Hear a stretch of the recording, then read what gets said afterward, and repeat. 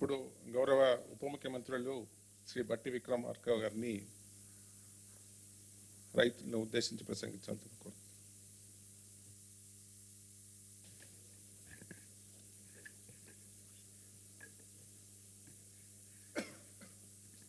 గౌరవ ముఖ్యమంత్రి గారికి శ్రీ రేవంత్ రెడ్డి గారికి,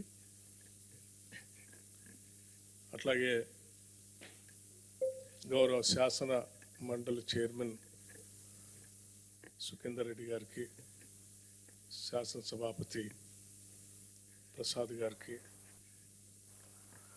వ్యవసాయ శాఖ మార్చులు తుమ్మల నాగేశ్వరరావు గారికి, ఇరిగేషన్ శాఖ మార్చులు ఉత్తమ్ కుమార్ రెడ్డి గారికి, రెవెన్యూ శాఖ మార్చులు పొంగులేటి శ్రీనివాసరెడ్డి గారికి, అట్లాగే ట్రాన్స్పోర్ట్ మినిస్టర్ పొన్నం ప్రభాకర్ గారికి,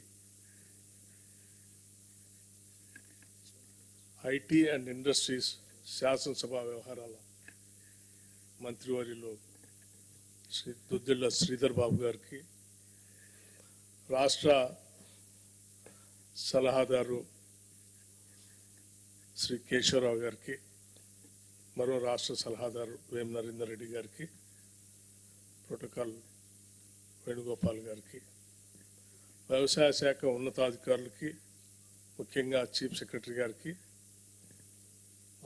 ఆర్థిక శాఖ స్పెషల్ చీఫ్ సెక్రటరీ గారికి, రైతాంగ సోదరులందరికీ, రాష్ట్ర వ్యాప్తంగా కేంద్రాల్లో ఈ కార్యక్రమాన్ని పాలు పంచుకొని పెద్ద పండుగలాగా జరుపుకుంటున్నటువంటి రైతాంగ సోదరులందరికీ నా హృదయపూర్వకమైనటువంటి నమస్కారాలు.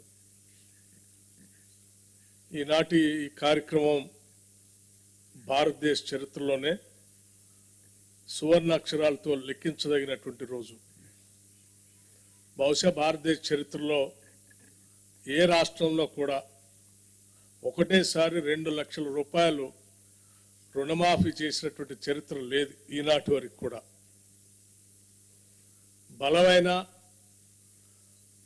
ధనిక రాష్ట్రంగా రాష్ట్ర విభజన జరిగినప్పుడు తెలంగాణ రాష్ట్రాన్ని ఆనాటి టీఆర్ఎస్ ప్రభుత్వం వారి చేతుల్లో రాష్ట్రాన్ని పెడితే ప్రజలు మొదటి 5 సంవత్సరాలు కేవలం 1 లక్ష రూపాయల రుణమాఫీని కూడా వాయిదాల రూపేణ 4 దఫాలుగా 5 సంవత్సరాలు చేశారు. రెండోసారి వచ్చిన తర్వాత 1 లక్ష రూపాయల రుణమాఫీ అని చెప్పి అధికారంలోకి వచ్చి 5 సంవత్సరాలు కూడా కనీసం 1 లక్ష రూపాయల రుణమాఫీ కూడా చేయలేకపోయారు.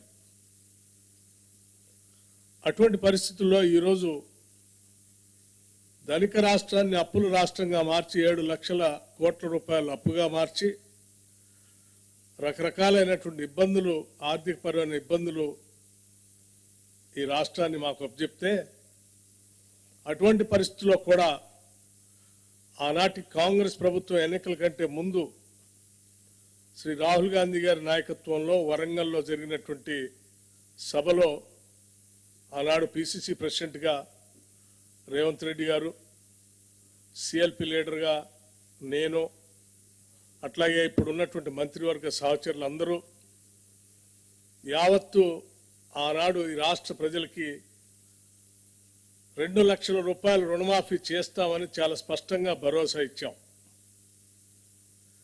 ఇచ్చిన మాట ప్రకారం ఈరోజు ఒకటేసారి 31,000 కోట్ల రూపాయలతో రుణమాఫీ చేసేటువంటి కార్యక్రమాన్ని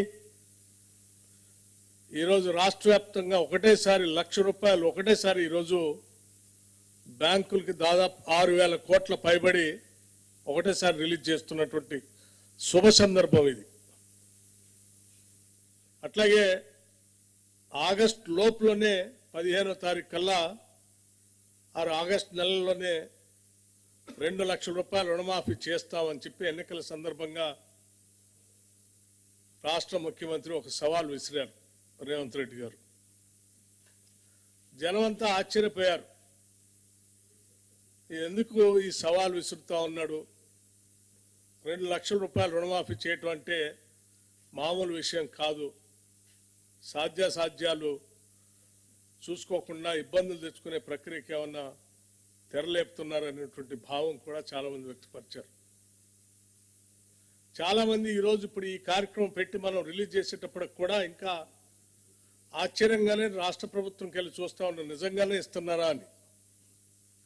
అంత ఆశ్చర్యకరమైనటువంటి ఈ కార్యక్రమాన్ని ఈరోజు చాలా నిబద్ధతతో ధైర్యంగా రూపాయి పోగేసి ఈరోజు మనం ఒకటేసారి ₹1,00,000 రుణమాఫీ చేస్తా ఉన్నాం. అట్లాగే ఆ ఇచ్చిన సవాళ్ళను కూడా నిలబెట్టుకుంటూ ఆగస్టు నెల దాటకుండానే ₹2,00,000 రుణమాఫీ చేసే కార్యక్రమానికి ఈరోజు నాంది పలికాం. ఇది దేశ చరిత్రలోనే ఒక గొప్ప కార్యక్రమం. బహుశా కార్పొరేట్ వ్యవస్థల్లో కూడా